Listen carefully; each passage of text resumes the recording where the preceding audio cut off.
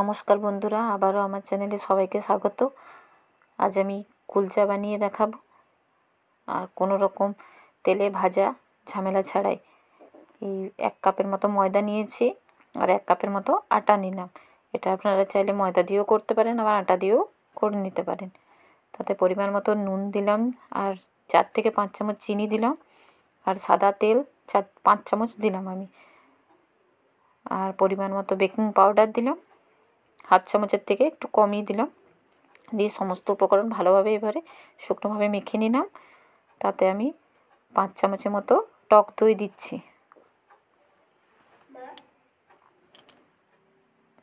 পাঁচ চামচের মতো টক দই ব্যবহার করলাম।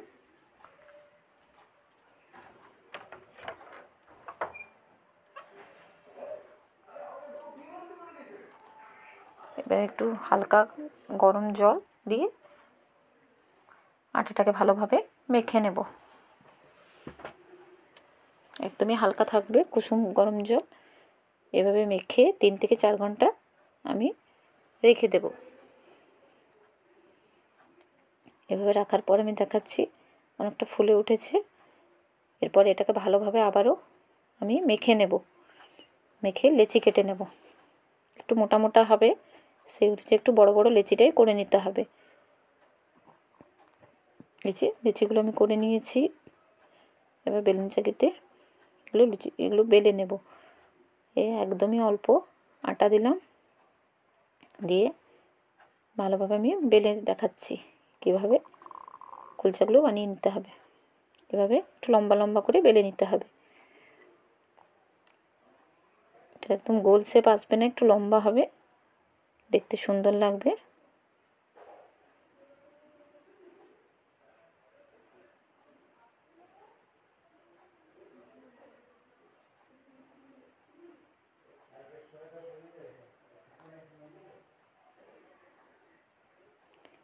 যেভাবে বেলা হয়ে গেছে, কিছুটা ধনেপাতা কুচি আমি উপরে দিয়ে দিলাম, আর কালো জিরে একটু ছড়িয়ে দিচ্ছি উপর থেকে, দেখতে সুন্দর লাগবে বলে।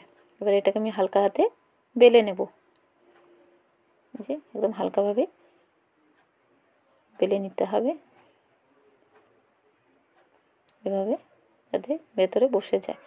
হয়ে গেছে। আমি তাওয়াতে এটা বানিয়ে দেখাবো আজকে, তাই তাওয়াটা আমি চাপিয়ে দিয়েছি। আর এই পাশটাতে আমি এভাবে জল একটু মাখিয়ে নিলাম, তাতে করে এটা তাওয়াতে চিটবে ঠিকঠাক। এভাবে বসিয়ে দিলাম, আর একদম কম আছে ঢাকা দিয়ে এভাবে কুলচাটাকে আমাকে করে নিতে হবে। আবারও একটা আমি বানিয়ে নিচ্ছি ততক্ষণে, একই রকমভাবেই। ততক্ষণে ওটা হোক, তারপর দেখাচ্ছি আমি। হালকা আঁচে করলে কত সুন্দর এই যে ফুলে উঠেছে। এরপর আমি তাওয়াটাকে নিয়ে উল্টে দেব, উল্টে সেকে দেখাচ্ছি আপনাদেরকে। তার আগে আমি ওই উপরে একটু তেল ব্রাশ করে দিচ্ছি, এতে করে উপরে কালারটা খুব সুন্দর আসবে। সেই কারণে আপনারা চাইলে দিতে পারেন, আবার না দিলেও কোনো অসুবিধা নেই। আমি এটা কালারটা ভালো আসবে বলে একটু তেল ব্রাশ করে দিলাম। এরপর আমি তাওয়াটা উল্টে সেকে নিচ্ছি। দেখুন কত সুন্দর ফুলে উঠেছে।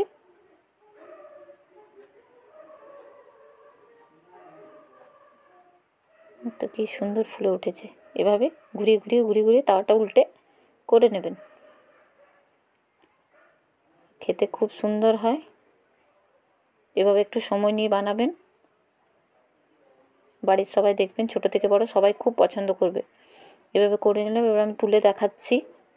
আবারও একটা তাওয়াতে ততক্ষণে বসিয়ে দিচ্ছি, আর এটা তুলে রাখছি আমি।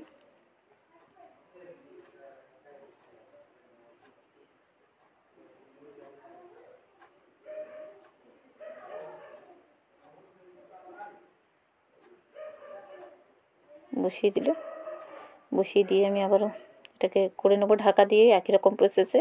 ততক্ষণ আপনাদের একবার দেখিয়ে দিচ্ছি যে দেখুন তলাটা কি সুন্দর কালারটা এসছে, আর খেতেও খুব ভালো হয়। আর এটা করার সময় চিনিটা অবশ্যই একটু বেশি পরিমাণেই দেবেন, তাতে খেতে ভালো হবে। আর আমি সবগুলো বানিয়ে তো আপনাদের দেখাচ্ছি। দেখুন কত সুন্দর হয়েছে। সবগুলো আমি বানিয়ে নিয়েছি, আর কতটা নরম হয়েছে, খেতেও খুব ভালো হয়। এভাবে আপনারাও বাড়িতে বানাবেন।